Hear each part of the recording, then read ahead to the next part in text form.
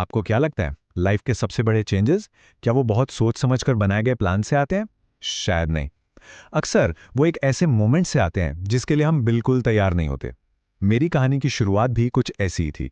एक चोट जिसने सब कुछ सब कुछ बदल कर रख दिया। हाँ, तो ये जो सफर है ना, ये किसी प्लानिंग से शुरू नहीं हुआ। ये शुरू हुआ एक क्राइसिस से, एक ऐसी चोट जिसने मेरी पूरी दुनिया हिला दी थी। और कहीं ना कहीं उसी ने मुझे वो इंसान बनाया जो मैं आज आपके सामने हूँ। सोचिए, हाई स्कूल का आखिरी साल था। सब कुछ अच्छा चल रहा था।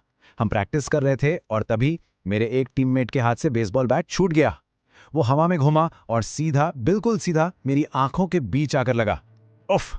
इम्पैक्ट इतना ज्यादा था कि मेरी नाक टूट गई, चेहरे की कई हड्डियां फ्रैक्चर हो गईं। अगले ही पल मैं जमीन पर था, बेहोश। महीनों तक बस हॉस्पिटल और रिहैबिलिटेशन के चक्कर चलते रहे। और जब मैं इतने टाइम बाद टीम में वापस गया ना, तो वहां सब कुछ बदल चुका था।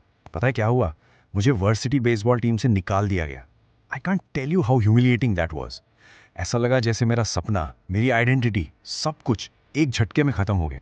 और वही वही मेरी लाइफ का सबसे लो पॉइंट था, जब मुझे लगा कि मैं पूरी तरह से हार चुकी हूं। तभी मुझे एक बहुत ही सिंपल सा आइडिया मिला। एक ऐसा आइडिया जिसने सच में सब कुछ बदल दिया। आइडिया क्या था? सिर्फ रोज रोज 1% बेहतर होना। That's it. कोई बड़ा ड्रामेटिक चेंज नहीं, बस एक छोटा सा, ऑलमोस्ट ना दिखने वाला सुधार।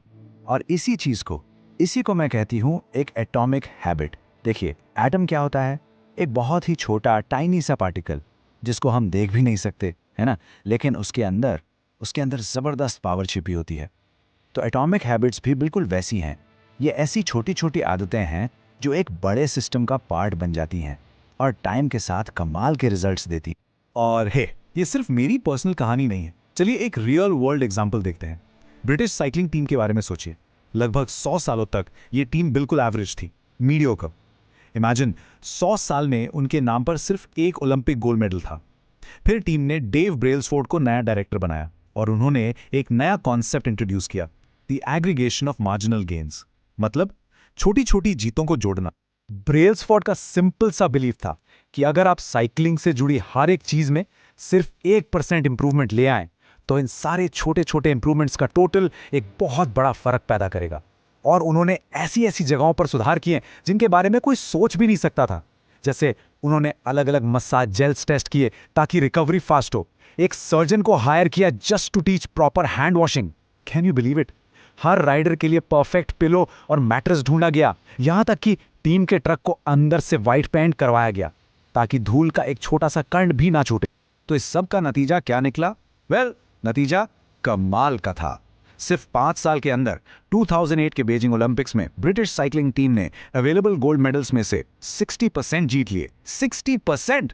अगले 10 सालों में उन्होंने 178 वर्ल्ड चैंपियनशिप्स जीते। ये सब उन्हीं छोटे छोटे ना दिखने वाले 1% इंप्रूवमेंट्स का कमाल था।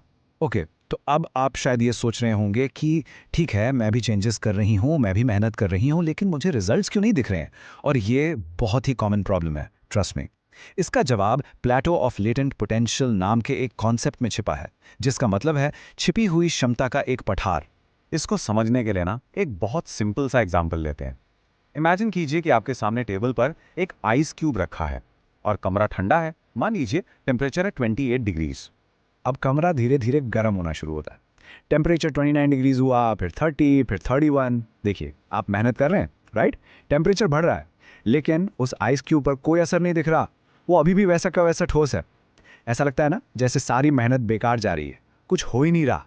और फिर जैसे ही टेम्परेचर 32 डिग्रीज पर पहुंचता है, सिर्फ 1 डिग्री का फर्क, जस्ट 1 डिग्री, लेकिन इस 1 डिग्री ने एक बहुत बड़ा चेंज अनलॉक कर दिया।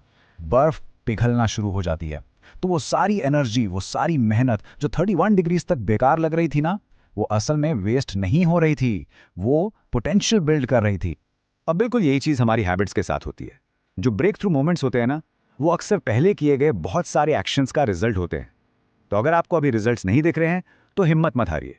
आपकी मेहनत बेकार नहीं जा रही, वो आपके अंदर पोटेंशियल बिल्ड कर रही है, आपके अपने 32 डिग्री मोमेंट के लिए। तो सवाल यह है कि ये बदलाव शुरू कैसे करें?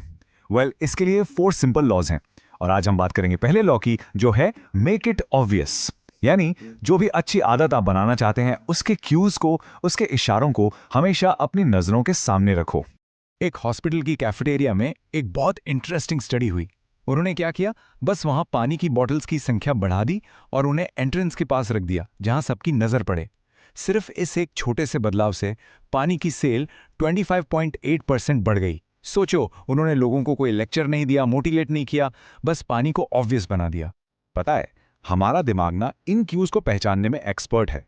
एक कहानी है एक पैरामेडिक की, जिसने अपने फादर इन लॉ को देखते ही समझ लिया कि उन्हें हार्ट अटैक का रिस्क है। कैसे?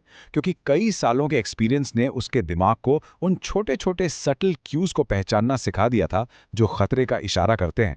मैंने इस रूल को अपनी लाइफ में भी यूज किया है। मैं पहले क्या करती थी, एप्पल्स खरीद कर लाती और उन्हें फ्रिज में सबसे नीचे वाले ड्रॉअर में रख देती थी और फिर भूल जाती थी। फिर मैंने एक सिंपल सा चेंज किया। मैंने एक बड़ा सा बोल खरीदा और एप्पल्स को उसमें रख कर किचन काउंटर पे रखना शुरू कर दिया। रिजल्ट, बस इस एक बदलाव से मैं रोज एप्पल खाने लगी। क्यों? क्योंकि अब वो मेरी नजरों के सामने। लेकिन हैबिट बनाना सिर्फ एनवायरनमेंट चेंज करने से नहीं होता। अगर आपको एक सच्चा और लॉन्ग लास्टिंग चेंज चाहिए ना, तो उसका सबसे गहरा सीक्रेट ये है कि आप अपनी हैबिट्स पर नहीं, बल्कि अपनी आइडेंटिटी पर, अपनी पहचान पर फोकस करें। असली बदलाव आइडेंटिटी बदलने से आता है। एक आदमी था जिसे मैं जानती हूं, वो सालों से अपने नाखून चबाता था। उसने ये आदत तब छोड़ी जब उसने लाइफ में पहली बार मैनिक्योर करवाया। उसके बाद उसे अपने नाखूनों पर प्राउड फील होने लगा। अब देखिए, वो इंसान नहीं रहा जो नाखून चबाता है, बल्कि वो एक ऐसा इंसान बन गया जिसे अपने हाथों का ख्याल रखना पसंद है। आइडेंटिटी चेंज हो। और यही फर्क है एक आउटकम बेस्ड गोल और एक आइडेंटिटी बेस्ड गोल में। गोल ये नहीं होना चाहिए कि मुझे एक किताब लिखनी है, नहीं, गोल ये होना चाहिए कि मुझे एक राइटर बनना है। देख रहे हैं आप फर्क? पहला एक इवेंट है जो खत्म हो जाएगा, लेकिन दूसरा एक पहचान है, एक आइडेंटिटी। जब आप एक राइटर बनने पर फोकस करते हैं तो हर रोज जो आप एक पेज भी लिखते हैं ना, वो उस पहचान को और मजबूत करता है। आप जो भी एक्शन लेते हैं वो एक वोट की तरह है उस इंसान के लिए जिसे आप बनना चाहते हैं। तो ये छोटी आदतें सिर्फ रिजल्ट्स नहीं दे रही, वो आपकी नई आइडेंटिटी को प्रूव कर रही हैं। तो अब आपका अगला छोटा कदम क्या होगा? बड़ी बड़ी प्लानिंग को एक मिनट के लिए भूल जाइए।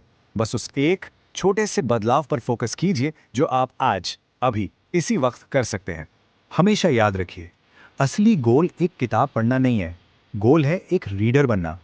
असली गोल एक मैराथन दौड़ना नहीं है, गोल है एक रनर बनना। जब आप अपनी आइडेंटिटी चेंज करते हैं ना, तो हैबिट्स अपने आप पीछे पीछे चली आती हैं। तो book summary in short Hindi के सफर के आखिर में मैं आपसे बस एक सवाल पूछना चाहती हूँ। आप वो कौन सा इंसान बनना चाहते हैं? बस इसका जवाब सोचिए और फिर सोचिए कि वो इंसान रोज ऐसा कौन सा एक छोटा सा काम करेगा। वो जो भी काम है, वही आपका पहला एटॉमिक स्टेप है।